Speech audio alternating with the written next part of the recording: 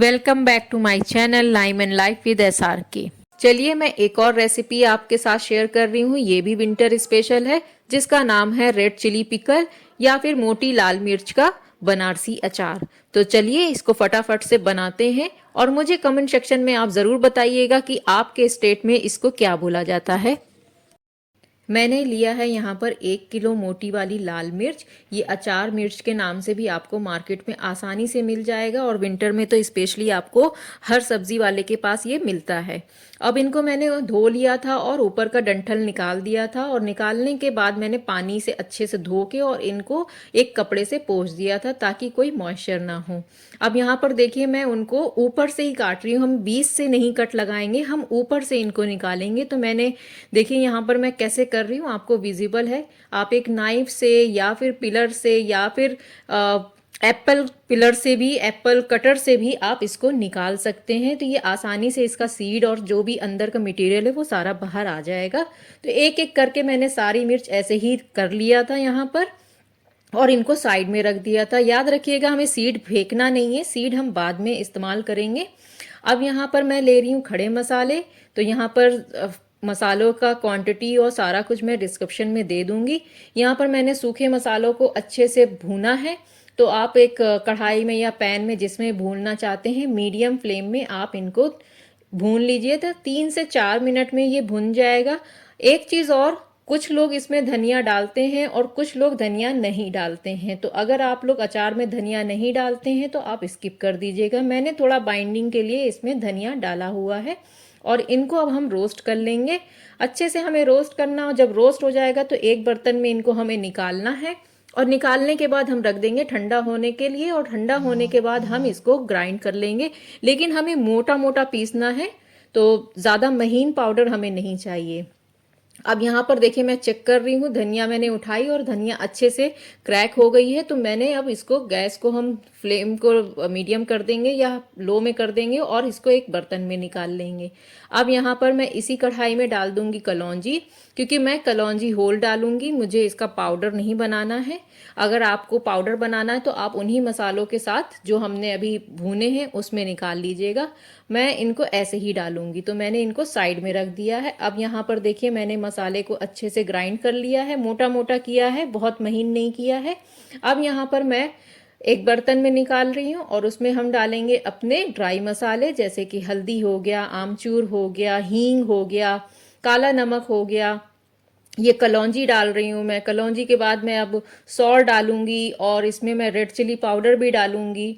तो सॉल्ट आपको ज़्यादा खाना है तो आप ज़्यादा डाल दीजिएगा। मैंने 3 स्पून खाने वाले स्पून हैं ये जो मैंने डाले हैं। और ये देखिए ये मिर्च के बीज हैं जो हमने इनको निकाल लिया। तो इनके अंदर का जो बाकी का पार्ट था वो आप फेंक दीजिएगा, या सॉस बनाते हैं तो आप उसमें सॉस में इस्तेमाल कर सकते हैं। मैंने सिर्फ बीज लिए तो मैंने उसमें का रेड पार्ट जितना था वो निकाल दिया था। अब मैंने यहाँ पर 1 चम्मच करीब लाल मिर्च भी डाली है। और अगर आपको नहीं डालना तो ये आपके ऊपर है। यहाँ पर कश्मीरी लाल मिर्च का भी इस्तेमाल कर सकते हैं कलर के लिए।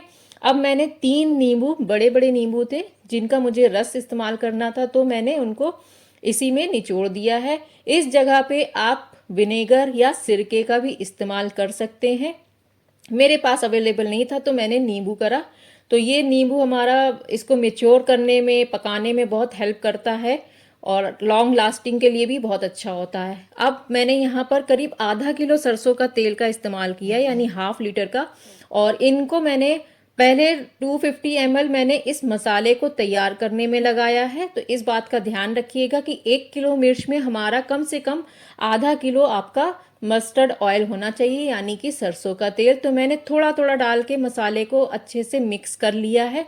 हमें बहुत टाइट या बहुत वैसा नहीं रखना है, बस हमें सॉफ्ट सा बनाना है। तो आप उसके हिसाब से ही मसाले को तैयार करिएगा। तो मैंने यहाँ पर थोड़ा थोड़ा डाल के इस मसाले को अच्छे से मैंने मिक्स कर लिया है। और आप टेस्ट भी कर लीजिएगा, अगर आपको नमक की क्वांटिटी कम लगती है तो आप इसमें और डाल लीजिएगा यहाँ पर। तो मैंने थोड़ा थोड़ा तेल डाल के यहाँ पर इसको करा हुआ है। ये तेल अभी ऐसे सील पैक ही था जो मैंने यूज़ किया है।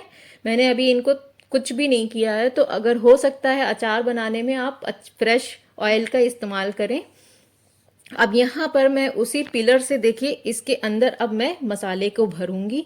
तो मैंने उसको आराम से धीरे धीरे भरा हुआ था। आपको ये वीडियो में स्पीड ज़्यादा दिख रही होगी, लेकिन बहुत आराम से भरिएगा और अच्छे से भरिएगा। इतना मसाला 1 किलो मिर्च के लिए इनफ है। आराम से कितने भी बड़े मिर्च हों, ये मसाला उसमें आराम से आ जाता है। और एक एक करके मैं सारी मिर्च को ऐसे ही भर लूंगी। तो आप देख लीजिए कि आपको ऐसे ऊपर से काट के होल करना है या बीच से काट के आपको भरना है।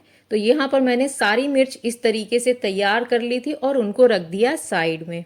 अब मैंने एक कढ़ाई में जो बाकी का बचा हमारा ऑयल था, उस तेल को हमें डालना है और डाल के हमें इसको धुआं उठने तक हमें पकाना है। यानी कि जब तेल धुआं बिल्कुल हो जाएगा तो आप गैस बंद कर दीजिएगा और इसको थोड़ा ठंडा होने दीजिएगा। गरम गरम में कुछ नहीं करना है। मैंने यहाँ पर लिया है एक ग्लास जार और इसको मैंने इसी ऑयल से ग्रीस कर लिया था। तो 2-3 चम्मच में आप इसको ग्रीस कर लीजिएगा। बाकी के तेल में अब हम मिर्च को एक एक करके इसमें डिप करेंगे, अच्छे से ऑयल को कोट करेंगे और इसमें डालते जाएंगे। चम्मच से ही आप इसको अच्छे से अरेंज करते जाइएगा। तो ये आराम से इस कंटेनर में मेरे आ गया था। तो आप अचार बनाने के लिए उसी हिसाब से कंटेनर लीजिएगा। और जब ये फिल हो जाएगा तो जो बचा हुआ तेल है मैं इसमें डाल दूंगी ऊपर से और इसको मैं पैक करके धूप में रखूंगी कम से 4 से 5 दिन के लिए, ताकि ये अच्छे से गल जाए। क्योंकि ये जो मिर्च होता है ये थोड़ा मोटा इसका छिलका होता है, तो गलने में टाइम लगता है। तो आपको कम से कम 4 से 5 दिन इसको धूप दिखानी है, वो भी फुल डे की। मुझे कमेंट करके आप बताइएगा कि ये अचार की रेसिपी आपको कैसे लगी। और अभी तक मेरे चैनल को सब्सक्राइब नहीं किया है तो प्लीज़ मेरे चैनल को सब्सक्राइब कर लीजिए, लाइक कर लीजिए और रेसिपी पसंद आती है तो आगे शेयर कर लीजिए।